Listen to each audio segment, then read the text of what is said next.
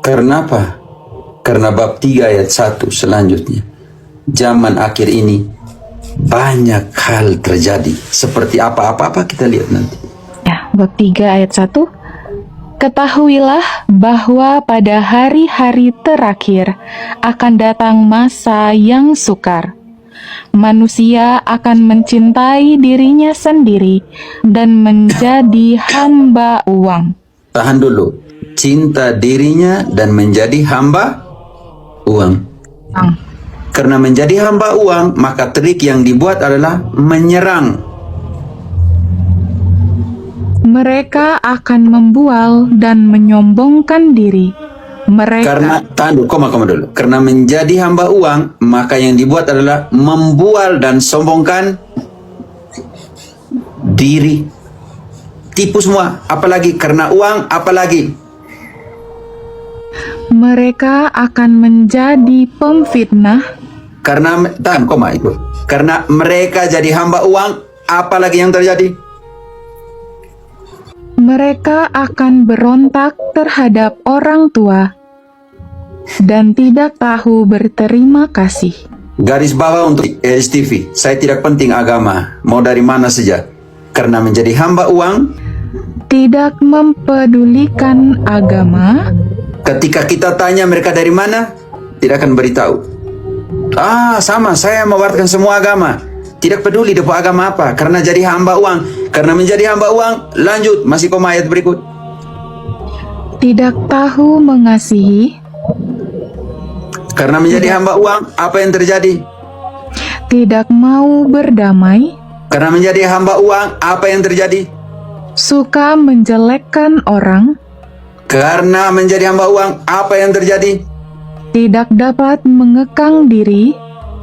Apa yang terjadi? Garang. Apa yang terjadi? Tidak suka yang baik. Apa yang terjadi? Suka mengkhianat. Apa yang terjadi? Tidak berpikir panjang. Yang ini yang garis bawah Edis TV. Apa yang terjadi? Berlagak tahu. Apa yang terjadi? Lebih menuruti hawa nafsu daripada menuruti Allah. Untuk Efrasoru yang serang saya, ayat berikutnya. Kan pendeta, dengan dasi dan semuanya. Secara lahiriah, mereka menjalankan ibadah mereka.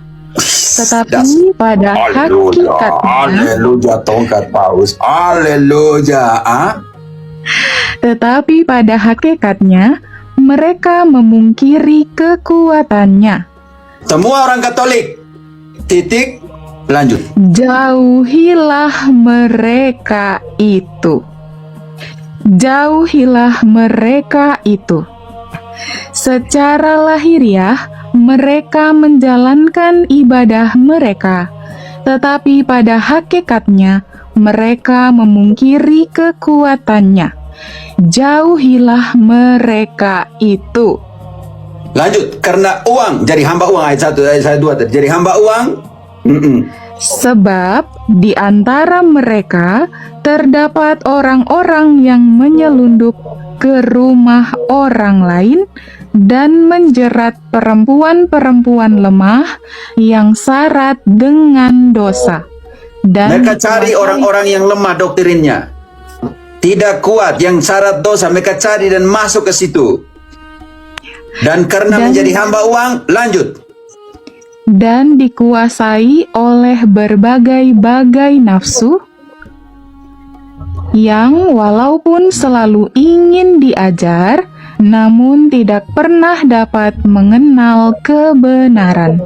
Sudah dijelaskan. Kembali yang sama.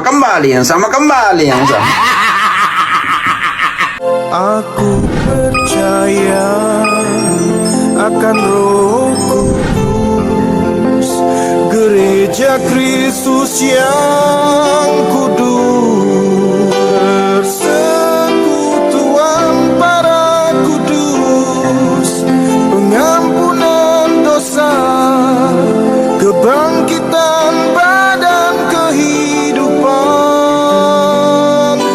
yang kekal.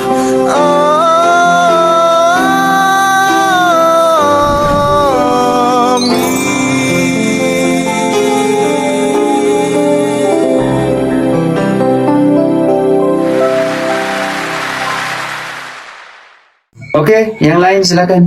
Selamat malam Romo, salam kenal Romo, saya Ratna dari Kalimantan Barat Romo. Mau cerita sedikit Romo. Jadi saya ini kan pengenalan dulu ya. Saya ini kan sebagai pemandu ibadah di stasi.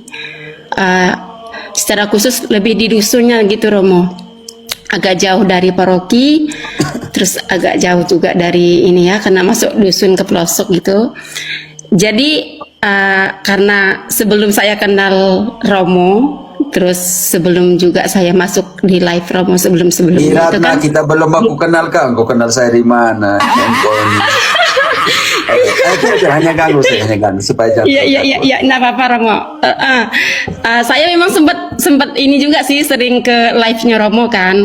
Kebetulan Romo juga orang Timur, terus suami juga orang Timur, orang Ambon. Jadi singkat cerita gini Romo, jadi kan waktu zamannya Edis TV itu kan masih viralnya ya dulu ya. Ini ada dia punya ini kerabat di sini, Friska. Oke. Oh begitu. Ya, mereka Romo. sama. Oke. Nah jadi tidak. Jadi begitu Romo, ada sesuatu yang menjanggal, terus saya juga merasa bersalah, jujur. Saya akui secara rendah hati ya. Saya menyadari itu kesalahan saya Romo. Jadi waktu saya mendengarkan penjelasan tentang penyaliban Yesus itu rencana iblis atau rencana Allah, waktu itu kan memang saya sering datang ke live-nya si Edis. Cuma waktu itu Romo belum kayaknya Romo belum nge-live deh kayaknya. Mungkin karena aku mungkin pernah ke roomnya Romo atau gimana. Sudah, engkau belum kenal. Oh begitu, itulah. Jadi waktu itu, waktu saya masuk live-nya si Edis TV kan, waktu itu dia mengatakan penyaliban Yesus itu kan rencananya iblis. Jadi waktu itu pas ketika saya khotbah, saya lupa waktu itu ya bacaan Injilnya temanya tentang apa, waktu itu saya lupa. Jadi saya sangkutkan sedikit nih tentang penyaliban Yesus kan. Karena waktu itu mereka masih mengelok-elokkan Edis, jadi saya kira itu kayaknya Edis ini benar kan. Jadi saya pun tidak tahu gitu Pak Romo.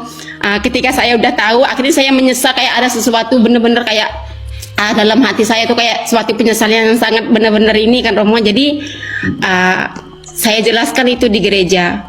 Jadi waktu itu saya mengatakan penyaliban Yesus itu adalah rencana iblis. Saya mengatakan seperti itu kepada umat-umat yang saya wartakan waktu saya mimpin ibadah, memandu ibadah. Saya rasa benar ini Romo. Kalau bisa ketemu Romo, mungkin saya langsung ngaku dosa lah dengan Romo. Saya benar-benar kayak pokoknya ndak inilah Romo.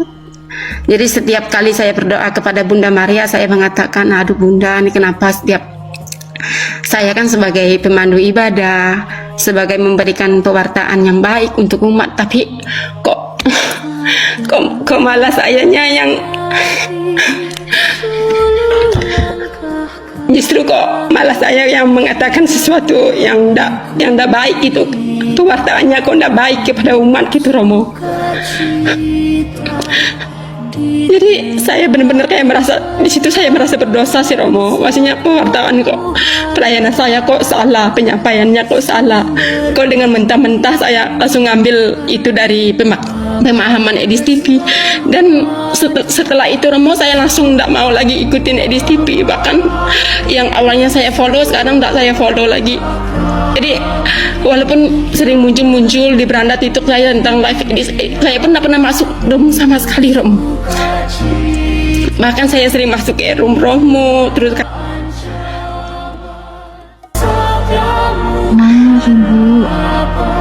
iya, itulah. Saya asli Katolik Romo. Dari lahir memang Katolik. Saya tidak menghakimi karena banyak umat seperti domba tanpa gembala ini. Karena itu kalau tidak diajarin, mereka akan mencari guru-gurunya sendiri. Pengalaman ibu tadi, kesaksian hidup, itu juga panggilan untuk para presbiter, para imam, para uskup, para pengajar Katolik untuk tingkatkan pengajaran. Kita sandingkan, Yesus juga mengalami hal yang sama ketika banyak orang seperti domba tanpa gembala. Matius 9 ayat 36. situasi yang dialami oleh Yesus pada saat itu, berhadapan dengan domba-domba tanpa gembala. Tetapi apa yang dia harus buat? Iya. Matius 9 ayat 36. Melihat orang banyak itu, tergeraklah hati Yesus oleh belas kasihan kepada mereka, karena mereka lelah dan terlantar seperti domba yang tidak bergembala. Bukan salah, mereka cari untuk belajar. Iya, benar. Ketika paroki tidak membuka sebuah spasi di mana mereka bisa diajar, ini jadi persoalan. Karena itu Yesus berhadapan dengan apa tadi, Ginting? Domba tanpa gembala. Domba tanpa gembala. Apa yang dibuat Yesus ayat 35? Demikianlah Yesus berkeliling ke semua kota dan desa. Ia mengajar dalam rumah-rumah ibadat dan memberitakan Injil Kerajaan Sorga. Serta Yesus mengajar dan mewartakan Injil ke rumah-rumah. Karena itu seorang presbiter yang mengajar dan mewartakan, dia punya bonifikasi 2 kali, penghargaan 2 kali. Walaupun itu tidak terjadi dalam kekatolikan, banyak pastor yang mengajar, berjuang, beri katekesis, hidup apa adanya. Tetapi mereka secara biblis mereka punya hak. Kita sandingkan 1 Timotius 5 ayat 17. 1 Timotius 5 ayat 17, presbiter yang baik pimpinannya patut dihormati 2 kali lipat, terutama mereka yang dengan jerih payah berkhotbah dan mengajar. Bapak Uskup, tolong siapkan para imam-imam presbiter di keuskupan untuk mengajar umat. Karena banyak umat kita seperti domba tanpa gembala, karena imam-imam tidak mau memfokuskan kepada yang mengajar dan berkhotbah, lebih banyak urus pembangunan gereja, fisik, buat kegiatan sana sini. Tapi kalau kita mau masuk untuk mengajar dan mewartakan, seolah-olah itu berat dan tidak punya waktu. Dan itu adalah punya konsekuensi nanti. Orang pergi cari dia punya guru untuk memuaskan telinga. Di 1 Timotius omong tentang presbiter yang mengajar dan mewartakan diberi bonifikasi penghargaan 2 kali. Kenapa? Karena di 2 Timotius 4 ayat 3 dan 4, orang pergi cari dia punya guru-guru untuk puaskan telinga mereka. 2 Timotius 4 ayat 3, karena akan datang waktunya orang tidak dapat lagi menerima ajaran sehat, tetapi mereka akan mengumpulkan guru-guru menurut kehendaknya untuk memuaskan keinginan telinganya. Mereka akan memalingkan telinganya dari kebenaran dan membukanya bagi dongeng. Karena itu, para saudaraku, imam, rekan-rekan, Bapak Uskup, apa yang harus kita buat? Ayat 2. Beritakanlah firman, siap sedialah baik atau tidak kebaik waktunya. Nyatakanlah apa yang salah, tegurlah dan nasihatilah dengan segala kesabaran dan pengajaran. Baca kembali. Tugas pokok para imam, para uskup.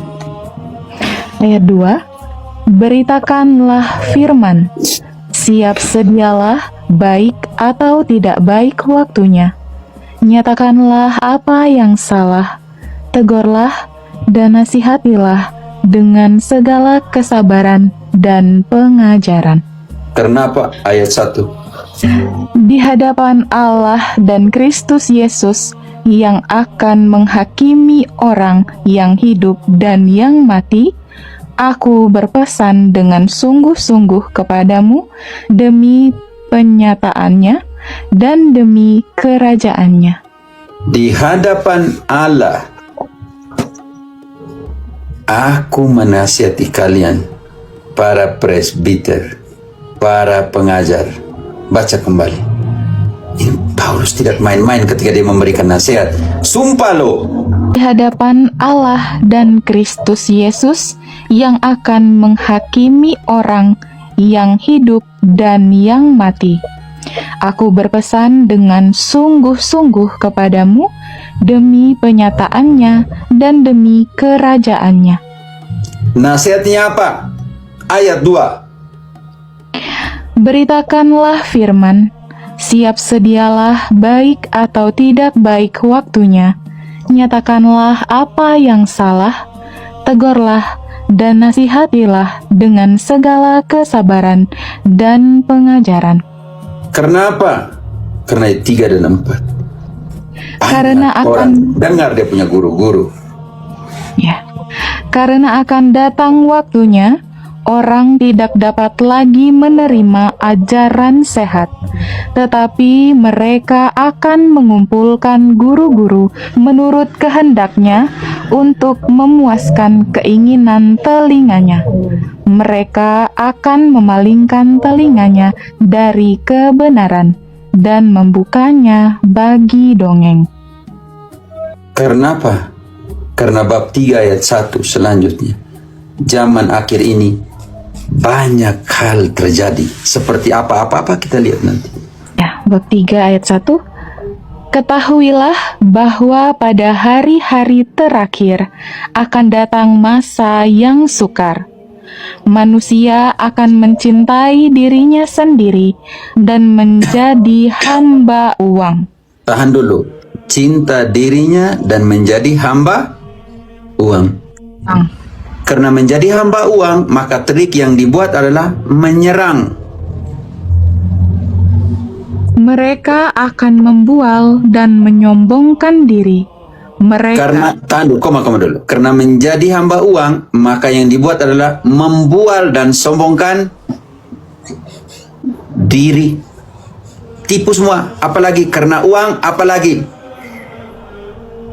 Mereka akan menjadi pemfitnah. Karena, tahan, koma itu. Karena mereka jadi hamba uang, apalagi yang terjadi? Mereka akan berontak terhadap orang tua dan tidak tahu berterima kasih. Garis bawah untuk STV, saya tidak penting agama, mau dari mana saja. Karena menjadi hamba uang, Tidak mempedulikan agama. ketika kita tanya mereka dari mana, tidak akan beritahu. Sama, saya mewartakan semua agama. Tidak peduli dapat agama apa, karena jadi hamba uang. Karena menjadi hamba uang, lanjut, masih koma ayat berikut. Tidak tahu mengasihi. Karena menjadi hamba uang, apa yang terjadi? Tidak mau berdamai. Karena menjadi hamba uang, apa yang terjadi? Suka menjelekkan orang. Karena menjadi hamba uang, apa yang terjadi? Tidak dapat mengekang diri. Apa yang terjadi? Garang. Apa yang terjadi? Tidak suka yang baik. Apa yang terjadi? Suka mengkhianat. Apa yang terjadi? Tidak berpikir panjang. Yang ini yang garis bawah Edis TV. Apa yang terjadi? Berlagak tahu. Apa yang terjadi? Lebih menuruti hawa nafsu daripada menuruti Allah. Untuk Efrasoru yang serang saya, ayat berikutnya. Kan pendeta, dengan dasi dan semuanya. Secara lahiriah, mereka menjalankan ibadah mereka. Tetapi pada hakikatnya, Haleluya, tongkat paus. Haleluya. tetapi pada hakikatnya, mereka memungkiri kekuatannya. Semua orang Katolik. Titik. Lanjut. Jauhilah mereka itu. Jauhilah mereka itu. Secara lahiriah, mereka menjalankan ibadah mereka, tetapi pada hakikatnya, mereka memungkiri kekuatannya. Jauhilah mereka itu. Lanjut. Karena uang, jadi hamba uang. Ayat 1, ayat 2 tadi. Jadi hamba uang. Sebab di antara mereka terdapat orang-orang yang menyelundup ke rumah orang lain dan menjerat perempuan-perempuan lemah yang syarat dengan dosa. Dan Mereka cari orang-orang yang lemah doktrinnya. tidak kuat, yang syarat dosa mereka cari dan masuk ke situ. Dan karena menjadi hamba uang, lanjut. Dan dikuasai oleh berbagai-bagai nafsu yang walaupun selalu ingin diajar, namun tidak pernah dapat mengenal kebenaran. Sudah dijelaskan. Kembali yang sama. Ayat 9-nya. Tetapi sudah pasti mereka tidak akan lebih maju, karena seperti dalam hal Yanes dan Yambres, kebodohan mereka pun akan nyata bagi semua orang. Karena itu, Kristen sejati Katolik, ikuti nasihat ayat 10. 7 nasihat. Ratna, supaya engkau jangan pergi dengar orang-orang itu. Kau dengar ini Paulus bilang 10 di ayat 10. 7 hal yang kau harus ikuti dari Santo Paulus. Tetapi engkau telah mengikuti ajaranku, cara hidupku, pendirianku, imanku, kesabaranku, kasihku, dan ketekunanku. Itu yang kau harus ikut Santo Paulus. Ajaran Santo Paulus seperti apa? Mana Santo Paulus ajar bilang rencana penyaliban Yesus adalah rencana iblis. Sedangkan Santo Paulus bilang apa dalam Filipi 3:18? Contoh kecil yang kau tema itu, langsung saya masukin tema. Apa yang dikatakan Santo Paulus tentang salib? Filipi 3 ayat 18. Karena seperti yang telah kerap kali kukatakan kepadamu, dan yang kunyatakan pula sekarang sambil menangis, banyak orang yang hidup sebagai seteru salib Kristus. Galatia 3 ayat 1. Apa kata Santo Paulus ajarannya tentang salib? Rencana iblis atau kekuatan Allah? Nanti kita lihat. Galatia 3 ayat 1. Hai orang-orang Galatia yang bodoh, siapakah yang telah mempesona kamu? Bukankah Yesus Kristus yang disalibkan itu telah dilukiskan dengan terang di depanmu? Kalau begitu, Paulus bilang dilukiskan dengan terang di hadapanmu. Siang dan malam aku menangis sambil mengatakan ini. Kenapa kalian menjadi musuh salib Kristus? Kalau pertanyaan, kalau begitu salib ada apa ini? Oh, Filipi 2 ayat ke-8. Dia mati di mana kalau begitu? Dan dalam keadaannya sebagai manusia, ia telah merendahkan dirinya dan taat sampai mati, bahkan sampai mati di kayu salib. Haleluya, dia mati di kayu salib. Hah? Dia mati untuk apa di kayu salib? Ratna, engkau harus tanya, kalau itu dia mati untuk apa di kayu salib? Kalau begitu salib ini apa? Sampai dia pilih mati di kayu salib. Santo Paulus bilang dalam 1 Korintus 1 ayat ke-18, Santo Paulus bilang salib itu apa? Sebab pemberitaan tentang salib memang adalah kebodohan bagi mereka yang akan binasa.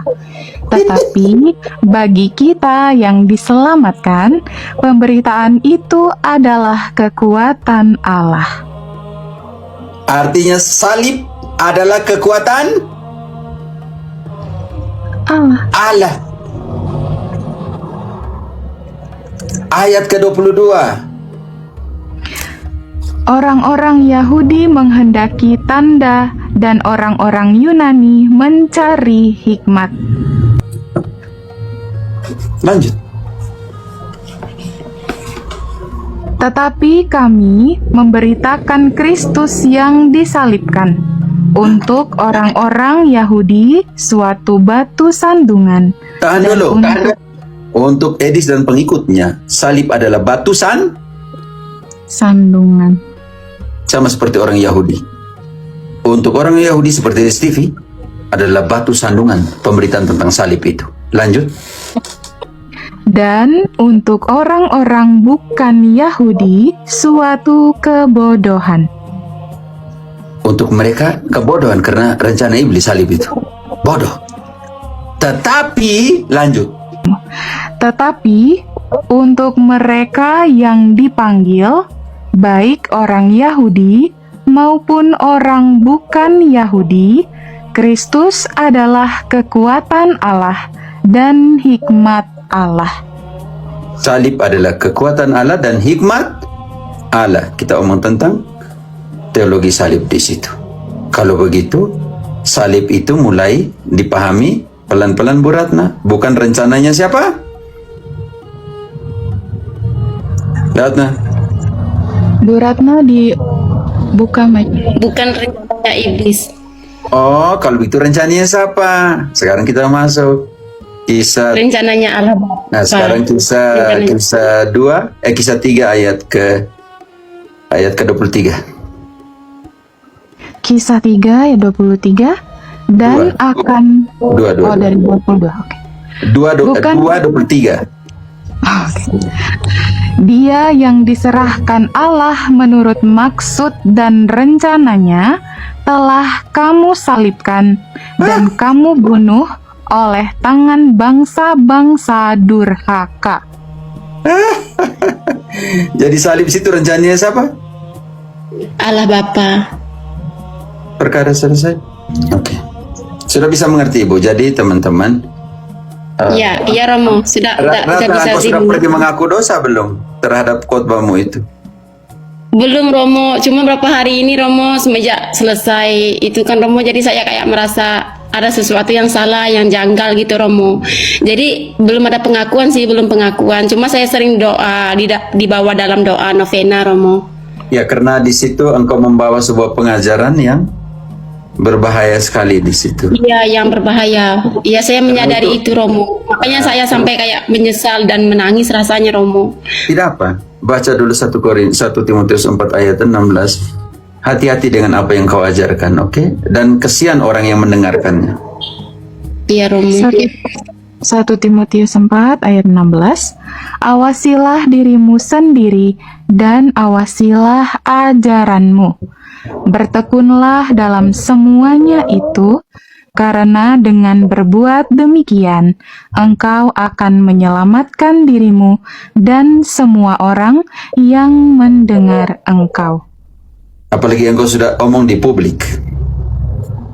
Awasilah dirimu dan apa yang kau ajarkan. Sebab dengan berbuat demikian, engkau menyelamatkan dirimu sendiri dan orang yang mendengarkannya. Oke, terima kasih. Memang itu Ratna. Aku percaya akan Roh Kudus, gereja Kristus yang ku